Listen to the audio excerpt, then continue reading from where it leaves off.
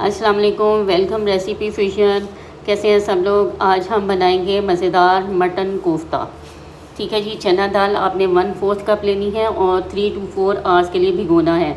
और कीमा हमने 1 kg लिया है, उसमें से 1 कप आपने कीमा निकाल लेना है। और चना दाल, कीमा, प्याज, लहसुन अदरक का पेस्ट और सारे मसाले डाल के 6 मिनट का प्रेशर लगाना है।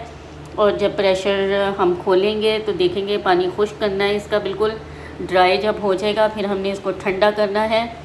तब तक हम मसाला बना लेते हैं। करी मसाला, ये 1 कप मैंने ब्राउन प्याज लिया है और इसको चॉप करेंगे। फिर इसमें 2 टमाटर डालेंगे, उनको चॉप करना है। मेरे टिन कैन वाले थे, आप फ्रेश भी ले सकते हैं। और ये ऑयल मैंने पैन में डाला है, मसाला डाला है और इसके अंदर नमक, हल्दी, धनिया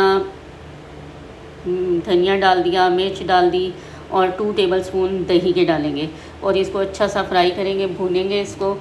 थोड़ा सा पानी भी ऐड करेंगे, ऐड करके फिर इसकी अच्छी तरह से भुनाई करेंगे। इसमें बड़ी इलायची 1 और छोटी सी दालचीनी डाल के और अच्छा सा भुनेंगे। तब तक ये हमारा मसाला भी सारा ड्राई भी हो गया है, ठंडा भी हो गया है। तो अब हम बाकी कीमे में इसको मिक्स करेंगे और इसको चॉप करेंगे। आप बनाएंगे तो आपको बहुत अच्छा लगेगा और बहुत मज़ेदार बनते हैं ये। ठीक है जी। और ये देखें जी, ये हो गया। अब हैंडफुल बारीक हरा धनिया हमने इसमें मिक्स करना है और अच्छी तरह से मिक्स करके इसकी गोलियां बनाएं और छोटी छोटी बॉल्स बना के, और इसको आप डायरेक्टली फ्रीज़ भी कर सकते हैं और इसको डायरेक्टली ही हम मसाले में भी डालेंगे। और ये बहुत मज़े का बनेगा इंशाल्लाह। आप भी बनाइएगा और मुझे फ़ीडबैक ज़रूर दीजिएगा। दुआओं में याद रखिएगा। अल्लाह हाफ़िज़।